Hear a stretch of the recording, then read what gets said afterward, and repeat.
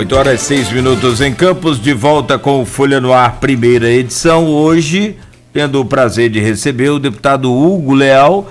Prazer e a oportunidade, né, de a gente também esclarecer os pontos e levar as nossas demandas, as demandas da nossa cidade, da nossa região, até uma autoridade federal. E agradecemos pela oportunidade, deputado, mais uma vez, e voltamos com você, Aloysio Abreu Barbosa, neste programa de hoje. Bom, deputado, como a gente estava falando aqui no intervalo, o primeiro bloco a gente fez essa semana, tivemos a chance de receber aqui 3 parlamentares federais, 3 deputados federais, na terça, o deputado Chico D'Angelo, ontem a deputada Clarissa Garotinho, e fechamos a semana hoje com o senhor aqui no programa. Por conta da eleição, né? Primeiro que é um prazer sempre receber representantes, né, fluminenses na Câmara Federal. E segundo, por conta, logicamente, o factual aí, a eleição de Lira, né?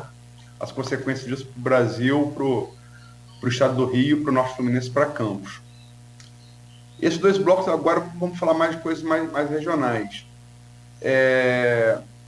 O senhor é um deputado que, embora tenha feito a vida no Grande Rio, sou mineiro, o senhor trabalha muito na obtenção de emendas para Campos. Você poderia falar um pouco daquilo que o senhor já trouxe, que pretende trazer para o município de Campos? Luiz, é bom sempre lembrar, né? Eu estou no meu 5º mandato, eu comecei em 2002 como deputado estadual, e todas as eleições eu sempre tive uma participação muito especial aí no município de Campos. Sempre tive uma votação no município, seja 2002, 2006, 2010, 2014, e agora eu fui, né, eu tenho só que agradecer uma votação bastante expressiva nessa última eleição de 2018. Graças a esse trabalho, né, que eu tenho aí há muitos anos no município, mesmo quando fui secretário de administração, quando a gente construiu um trabalho no escritório regional da Secretaria de Administração, depois como presidente do Detran, as reformas, a modernização. Então, todo esse trabalho já vem de tempos aí com o município, da relação construída com as pessoas. Eu digo que agora na eleição de 2018 houve um coroamento por causa da relação que foi construída com então o vereador Igor Pereira, nós originalmente estávamos em outro partido, que era o PSB, e nessa relação que nós construímos, desde a eleição dele já em 2016, isso foi sendo construído, foi sendo debatido, foi sendo a interação, né, tanto com o grupo dele, com outros também, chegou em 2018, um apoio bastante importante, não só do vereador Igor Pereira, mas eu digo da família Igor, né, Igor Pereira, a família dele, os pais dele, todo esse trabalho, isso consolidou junto também com o vereador, agora acabei esquecendo o nome aqui dele, que é do PMDB, que é vereador hoje também.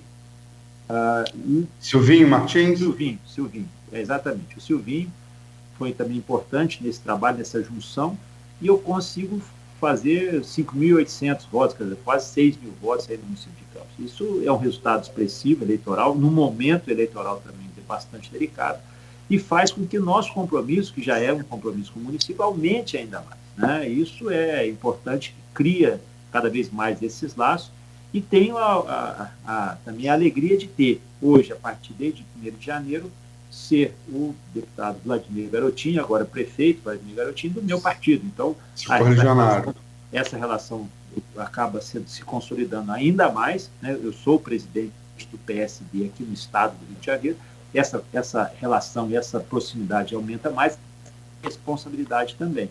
Então, nós já vimos ajudando o município, mas nesses últimos, pelo menos 2 anos, ainda na gestão anterior, nós trouxemos para o Hospital São José recursos na ordem de 1,5 milhão. Aliás, para os hospitais São José, para os plantadores de cana, para o Álvaro Alvim, para as unidades de saúde também, só para a área de saúde, nosso cálculo foi em torno de 5 milhões de reais, né, para equipamentos e tudo mais. A gente pode até fazer uma descrição, descrever melhor isso para o nosso ouvinte aí. Mas é importante que aqui fique claro nós temos trabalhado ao longo desses 2 anos, aí, dos últimos 2 anos, e agora depois também desse processo de reeleição, com um compromisso, não só na área da saúde, né, dos hospitais que eu acabei falando aqui, o Hospital da Baixada, lá, que era tão importante a reabertura do hospital e o reequipamento desse hospital, mas também com outros equipamentos. E também, agora, um foco nas ações das instituições, né, das ações do desenvolvimento social, na APAP, né, na Bem Faz Bem, todos foram recursos que nós direcionamos graças ao trabalho e relação já que tinha sido construída então, pelo vereador Igor Pereira, que agora é presidente da Fundação da Infância e da Adolescência.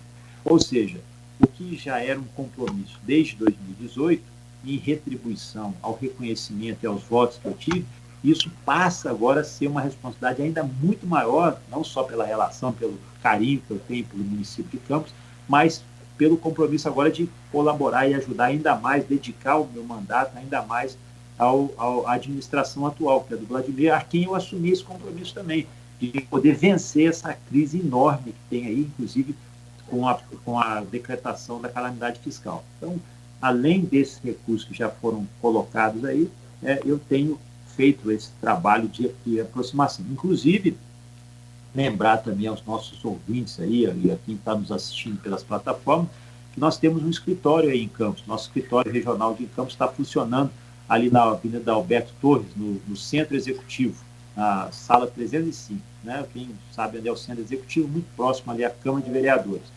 A gente tem lá os vereadores que nos ajudam também, mas é bom a gente ter um espaço aí, um escritório regional para colocar as pessoas em interação com o nosso trabalho. Óbvio que as plataformas digitais, o contato, né, com as redes sociais, aproxima a população, mas nada mais justo, né, pela votação expressiva que eu tive aí, de ter esse espaço aí para a gente poder atender as demandas, ouvir as pessoas, como eu tenho, né, como eu fui agora recente, aí, semana passada eu fui a Campos e o meu ponto de encontro, o meu ponto de apoio é aí o nosso escritório regional. Para demonstrar o quê? Não só para colocar em prática essas emendas, avaliar a execução dessas emendas, mas outras emendas, não só emendas parlamentares, né, do meu mandato, mas as emendas de bancada e também outros recursos, como disse aqui o Cláudio, no início do programa, o tal do dinheiro novo. Será que vai ter dinheiro novo? Dinheiro novo não tem, a gente tem a realocação desses recursos. E a gente sabe que o município de Campos passa hoje por uma situação muito delicada. E o prefeito Vladimir Garotinho tem sido incansável nesta cobrança, até porque quando ele assume a possibilidade de concorrer ao mandato, ele recebeu do próprio partido do PSD esse compromisso de colaborar, não só o meu, mas dos outros deputados federais, mas da direção nacional também, de colaborar para poder superar essa crise de dificuldades, principalmente crise fiscal, que o município de Campos tem passado. O senhor falou dessa condição de presidente estadual do PSD. O prefeito Vladimir Garotinho se elegeu deputado e prefeito pelo seu partido. Ontem aqui, a deputada Clarice Garotinho, irmã do prefeito Vladimir, falou que está de mudança do PROS e estaria indo para o PSD também. E tem uma pergunta aqui no streaming, o Zé Vitor, que é assessor parlamentar lá na Câmara Municipal de Senador da Barra, muito inteirado da política de Senador da Barra, pergunta aqui também, que realmente, isso fala muito nos bastidores, a possibilidade do governador Cláudio Castro ir para o PSD, sair do PSC, ir para o PSD para concorrer à reeleição. O que o senhor pode dizer do fato concreto que a deputada admitiu aqui que está indo para o PSD, a Clarissa, e essa possibilidade que se fala muito nos bastidores do governador exercício Cláudio Castro, ele sair do PSC e ir para o PSD para se candidatar à reeleição?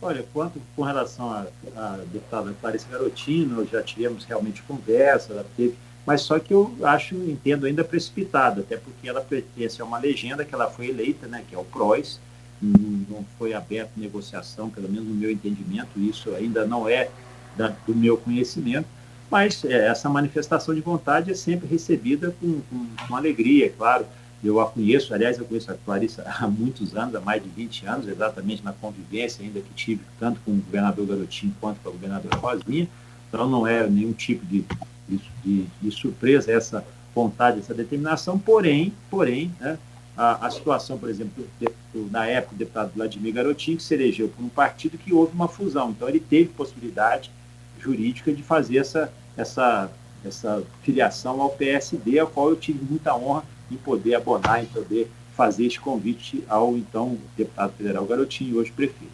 A questão da deputada Clarissa é um pouco mais delicada, que eu prefiro até evitar, apesar dela estar se manifestando, será muito bem-vinda, mas entendo que existe aí uma questão lógica do partido ao qual ela foi eleita. Então, isso aí é um assunto que eu prefiro não trazer nenhum tipo de conflito, e se isso for um entendimento, ótimo, vamos conversar em breve. A janela abre para essa possibilidade de troca em abril do ano que vem. Então, talvez até lá muitas coisas ainda poderão acontecer para poder oficializar uma alteração dessa natureza.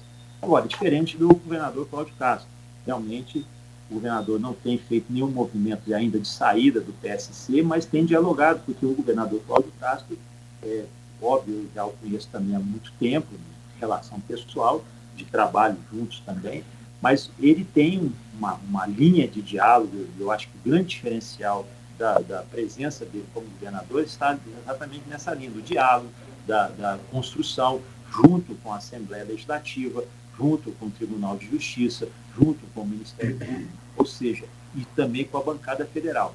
E isso dá a ele uma mobilidade de diálogo com todos os partidos, com toda a frente, seja com o PP, o Progressistas, seja com o Partido Liberal, seja com o PSD, o PMDB, o MDB. Então, ele tem uma rede de relações muito própria, construída durante o período que ele esteve na Assembleia, e isso facilita muito, né? É o que nós estamos precisando no Rio de Janeiro.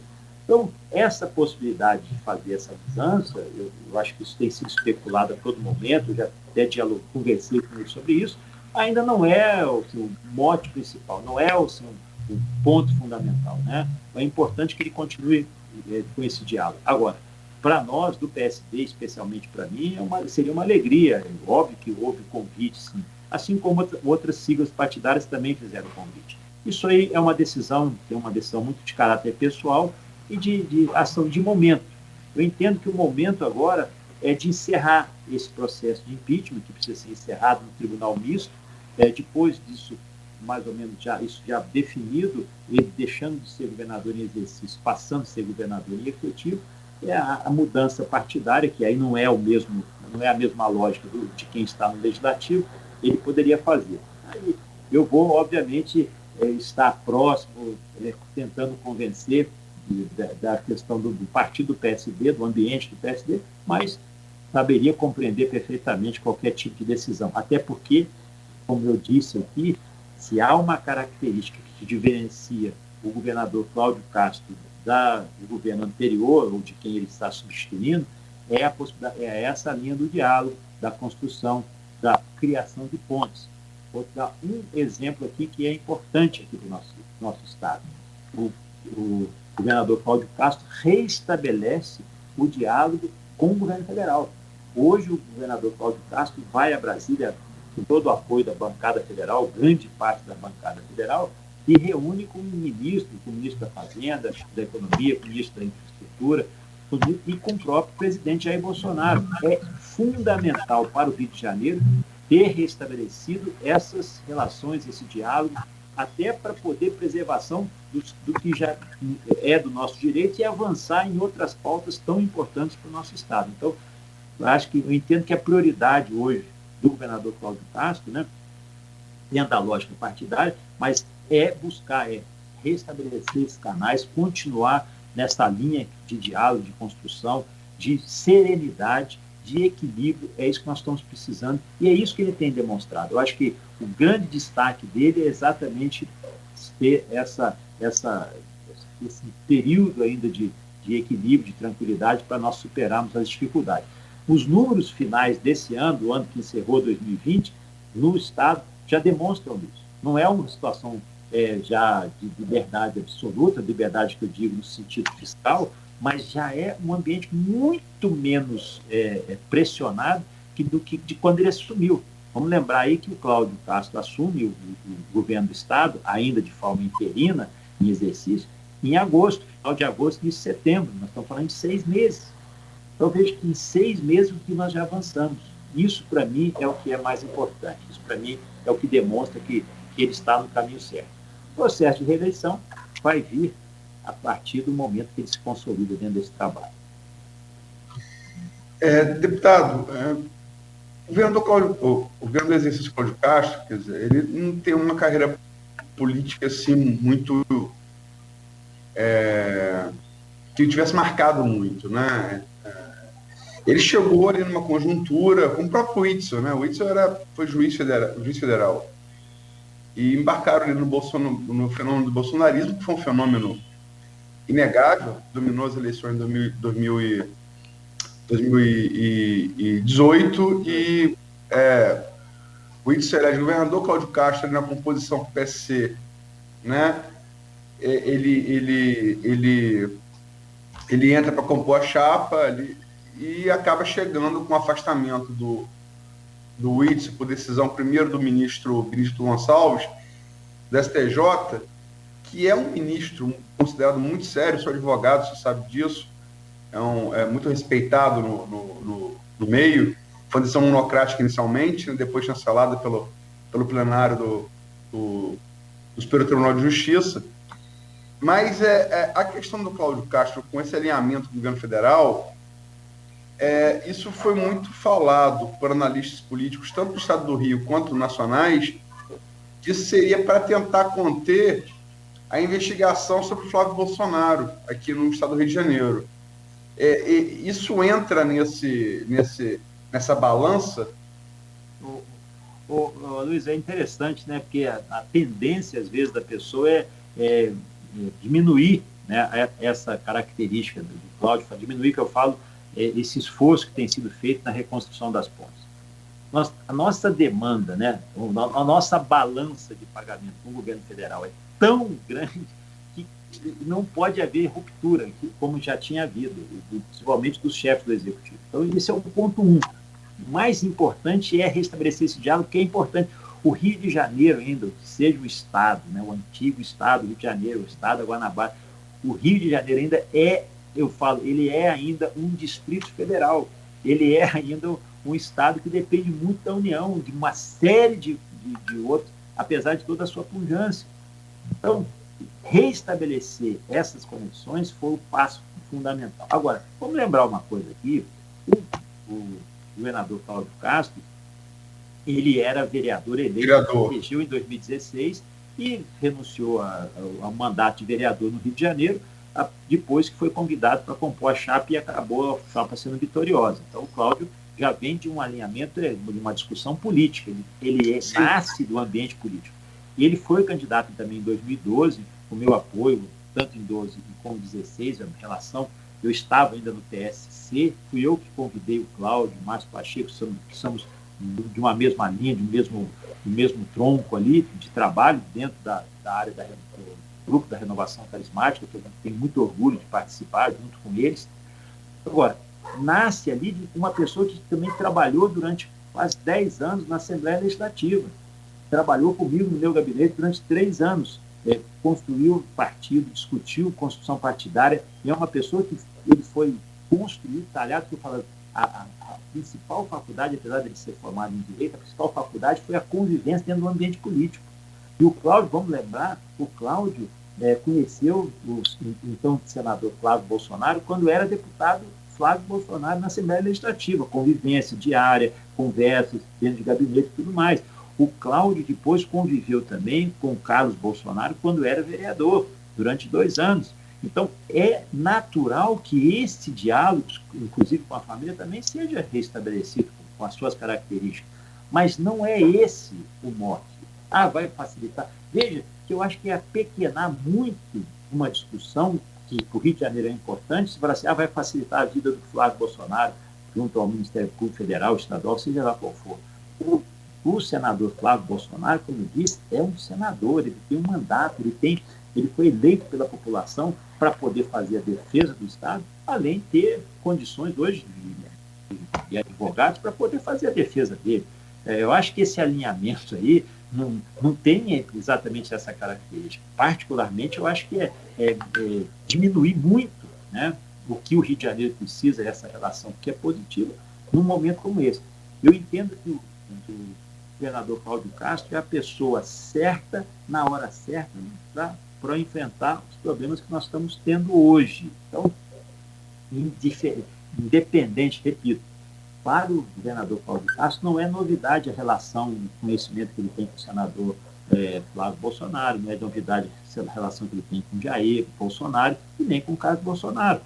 Pronto. Então, por quê? Porque ele nasceu, ele foi criado, ele foi concebido ali, foi construído dentro de um cenário de debate político.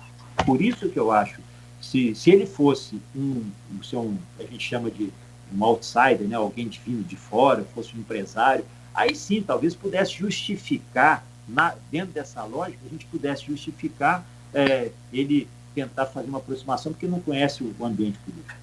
No caso dele, não. Ele conhece bem, por isso tem dado aí respostas, tem dado apresentação de resultados bastante significativos. Então, Aloysio, me perdoe aqui dentro da sua lógica, particularmente, inclusive das pessoas que apostam nisso, não vejo isso. O item de relação pessoal, né, sempre vai ter presença na política. Mas para uma instituição, quanto um governador e um presidente da República, é muito pequeno a gente tentar fazer só chegar a esse denominador. Só para deixar claro, deputado, eu não afirmei que isso ocorreu, eu afirmei que vários analistas levantaram essa hipótese, né? E há que se lembrar que a primeira reação do ex-governador Wilson Witzel, após a decisão do seu afastamento, é dizer de público do Palácio Guanabara que Flávio Bolsonaro tinha que estar preso. Essa foi dita pelo governador Wilson Witzel. Foi a reação dele, né? Então, isso assim, não é nada que esteja segredado, né? Sim. Luiz, eu digo o seguinte, hoje eu não vou emitir nenhuma opinião e comentário com relação ao governador afastado Wilson Witzel, porque ele tem se manifestado aí nas redes.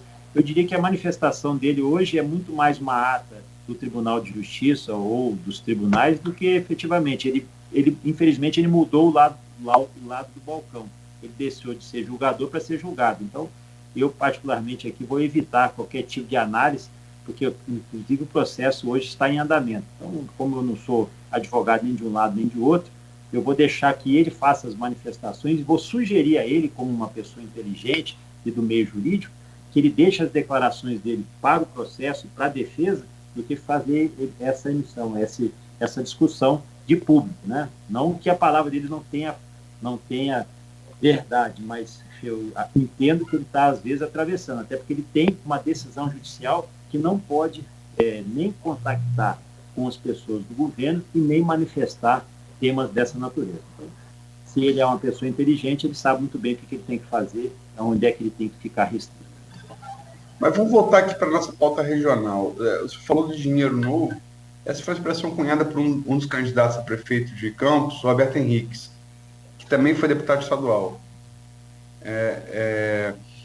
E pegou a expressão, Vladimir, foi um dos que usaram essa expressão, né, entre outros candidatos, mas Vladimir ganhou a eleição, e ele é seu correligionário. O senhor diz, e de fato, traz muitas emendas aqui para Campos.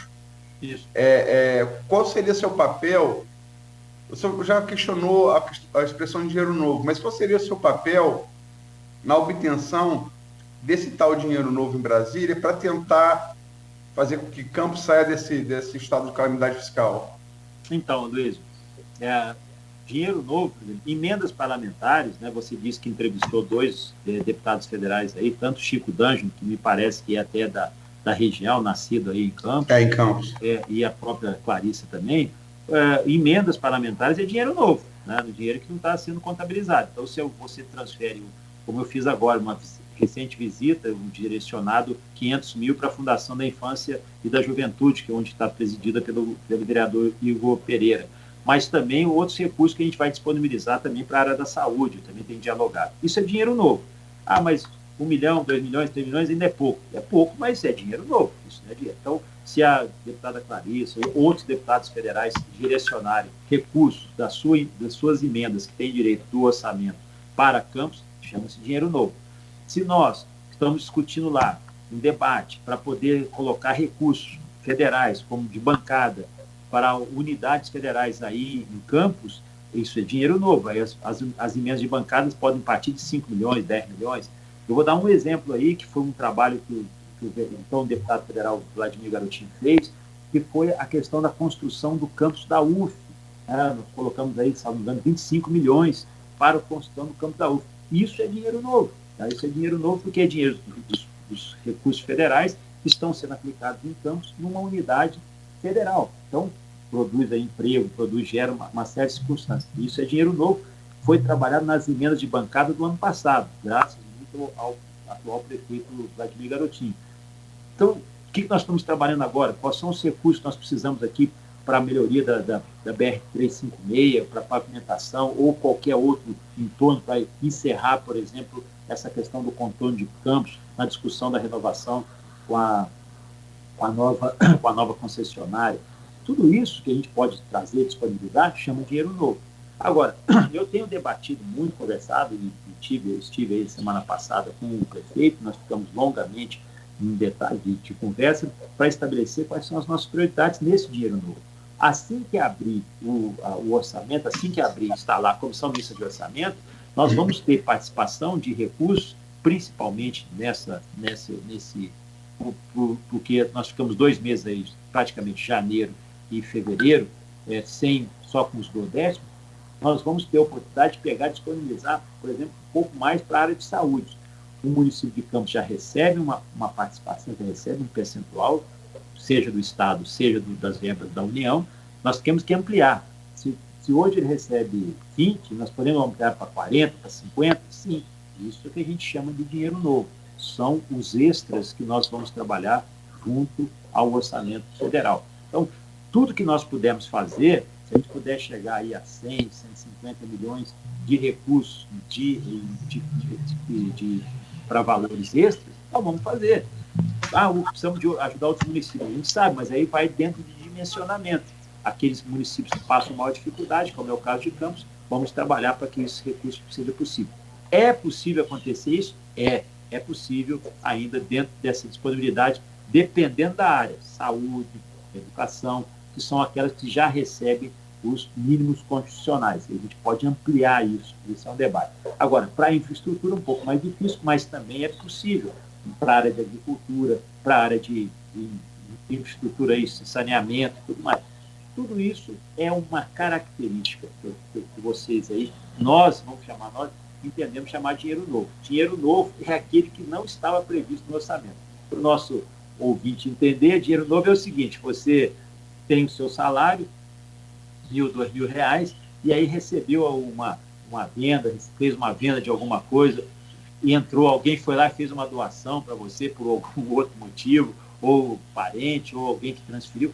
Dinheiro novo. Dinheiro novo é aquilo que você não estava contando no momento em que você fechou o seu orçamento. Então, tudo que vier, emendas parlamentares, né, direcionadas por deputados, emendas de bancada, que é direcionada pela bancada do Estado do Rio de Janeiro, bancada federal, dinheiro que possa vir de extra do governo estadual para a área de saúde, para a área de educação, e dinheiro extra que possa vir também do governo federal através da aplicação direta. Então, isso que nós chamamos de dinheiro novo. Depende muito, né, do próprio prefeito, do executivo, aí, de se movimentar, de abrir, e isso o Vladimir tem feito, e também dos parlamentares comprometidos aí com a cidade de Campos dos Goytacazes, como é o meu caso e outros que, porventura, também têm feito esse trabalho. Bom, deputado, no ano passado, a Folha da Manhã fez, através do Aloysio Abreu Barbosa, 11 painéis com 34 convidados, 34 participantes, e aí foi de uma forma muito abrangente e profunda, feita por esses convidados, como economistas, administradores de universidade, professores, a própria representante do Ciprozep, do CIMEC, Sindicato dos Médicos, tudo para entender e para a gente justamente conhecer profundamente a crise econômica que particularmente Campos está, porque tem a crise do Brasil, tem a crise do Estado do Rio de Janeiro, mas tem a nossa crise particular, em virtude, é claro, da queda na arrecadação dos royalties, que sempre foi a base da arrecadação do município. No entanto, várias coisas, pelo menos 2 ou 3 pontos foram incomuns ali entre os convidados, foram comuns entre os convidados desses painéis, que é a questão do potencial agrícola, da vocação agrícola da nossa região e a agricultura, que é sempre uma fonte de arrecadação fantástica e sempre, evidentemente, que está segurando a barra aí do PIB do Brasil e dos estados e por aí vai. Bom, a conclusão é que na segunda-feira nós recebemos aqui neste programa também o Tito Hinojosa, que é presidente da Asflucam, presidente, diretor, participante aí do SIDENF, né, que tem lá a prefeita de Quissamã como presidente, né, a Fátima Pacheco. Esse SIDENF é aquele consórcio de desenvolvimento aqui do Noroeste Fluminense, e já tem conseguido já algumas coisas para a região, mas inclusive ele questiona o que o deputado pode fazer, o que nós podemos esperar do deputado, no sentido de, então, baseado na realidade e constatado nesses painéis feitos aí pelo Aloysio Abreu Barbosa, de que a vocação da região precisa ser retomada, que é a agricultura, não somente de cana, principalmente não somente de cana, né, de todos os segmentos, se possível, né, de frutas, de verduras, de legumes e de tudo mais. O que o deputado pode fazer nesse sentido? Porque há hoje uma movimentação muito grande, tem a limpeza dos canais, que o senhor conhece bem aqui, são quase 1.500 quilômetros de canais artificiais. Então, deixa eu abrir meu áudio. Sim, por favor. Não, então, nesse contexto aí, o deputado, até que ponto a gente pode contar com o deputado? E tem também um outro, foi bom o áudio está fechado, que eu me lembrei. Tem a questão daquele projeto conhecido como semiárido, que seria do tipo assim, a salvação da lavoura, não tem aquele ditado? Esse, de fato, é real, é verídico. Literalmente a salvação da lavoura. Ô Cláudio, olha só que interessante, né? Você está falando sobre esse tema, e esse tema ele é essencial aí para a região de Campos, mas depende muito do tratamento que está sendo dado para a questão da agricultura, do desenvolvimento. Nós temos aí, eu falo nós porque ele é um diletíssimo amigo, uma pessoa que eu tenho profunda admiração, e além de uma amizade também de muitos anos, como vice-prefeito, o Fred, né, o Frederico, né, o nosso Frederico, que é o vice-prefeito, que é uma pessoa que conhece muito bem, porque ficou presidente da Coagro aí durante muitos anos. Então, nós temos a pessoa talvez mais balizada, né, seja como lá dirigente foi do Hospital Plantador de Cana, mas seja dentro dessa área. Eu fui um dos primeiros deputados federais, fui o primeiro deputado federal que conseguiu, por exemplo, colocar o município de Campos, ou a região norte de Campos, na condição de semiárido do Nordeste, para poder receber o subsídio da cana-de-açúcar. Isso foi lá se não me engano, foi 2008 para 2009, ainda no meu primeiro mandato. Isso foi feito, e me rendeu entrevistas aí em vários canais, aí, vários programas também de Campos, fazendo essa demonstração. Foi entre 2009 para 2010, ou 2008 para 2009, que o Campos recebeu esse subsídio e iniciou esse debate sobre a possibilidade de levar o município de Campos, ou a região norte, noroeste fluminense, para dentro da SUDENE, que é a Superintendência de Desenvolvimento do Estado do Nordeste, para dentro do semiárido, porque é uma característica que já acontece em Minas, já acontece no Espírito Santo, e nada mais justo que dar o tratamento também. Esse tratamento depois foi repetido na subvenção da cana-de-açúcar, desses subsídios para a cana-de-açúcar, no mesma lógica que acontece com os estados do Nordeste. Agora, veja, nós temos aí em Campos, quer dizer, essa possibilidade. O grande mote dos royalties, do pagamento dos royalties, era você investir em outras atividades que pudessem dar sustentação ao processo econômico da cidade. O governo Garotinho, na época, ainda no início lá do seu mandato, depois do seu segundo mandato também, em 96, ele buscou buscou desenvolvimento de outras instituições, e outros governos que se passaram aí, que sucederam, fizeram essa tentativa de implantar algumas lógicas, alguns, como é que eu posso dizer, sistemas de criação de oportunidade, zonas industriais, para fazer esse chamamento. Mas, infelizmente, essa linha, como você falou, da agricultura, do agronegócio, que é a grande alavanca do país, não teve essa mesma velocidade, talvez esse mesmo apoio. Mas eu vou lembrar um outro ponto aqui, vou me remeter também no primeiro governo Garotinho, de 99 a 2002, o programa Frutificar, que era um programa direcionado para o Norte e Noroeste Fluminense. E ele foi fundamental para que nós pudéssemos chegamos. Isso foi diferenciado, mas o programa Frutificar acabou que não gerou esses desdobramentos. Por que a gente não retomou, por que não focou, né, dentro dessa linha? O município de Campos tem essa condição, tem essa possibilidade. Eu estou muito animado com a possibilidade do nosso vice-prefeito, Frederico Paes, por estar hoje na prefeitura, por estar hoje numa condição, essa proximidade com o próprio prefeito Vladimir, que deu uma sintonia muito, muito boa para a chapa, dele poder retomar esse debate, retomar-se de uma forma bem mais direcionada para essa questão. Eu não tenho dúvida, não. Eu concordo que com essa linha sua, se nós empregarmos, desenvolvermos essa atividade, a agroindústria aí do município, ou dentro desse processo, o país tem muitas iniciativas e muitas fontes de financiamento para o agronegócio. A questão é profissionalizar, a questão é dar condições de igualdade de condições para que esse produtor nosso, que é um produtor menor, possa também disputar um mercado tão grande como é o agronegócio do Brasil.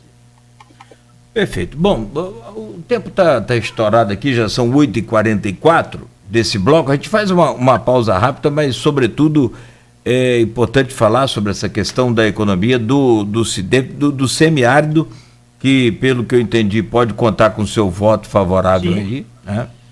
E a gente volta já, então, dentro de instantes, com o Folha no Ar, primeira edição, e aí sim a gente segue falando aqui da nossa região, também com assuntos pertinentes aqui à nossa prefeitura, ao próprio vereador Igor Pereira, que assumiu lá a Fundação Municipal da Infância e Juventude. São 8h44 em Campos. Folha no Ar, primeira edição, oferecimento dos laboratórios Plínio Bacelar, Clínica Proteus e Dedumas Baterias. Voltamos em instantes aqui na Folha FM, só sincronizar rapidamente aqui e a gente volta. A Proteus, moderna empresa especializada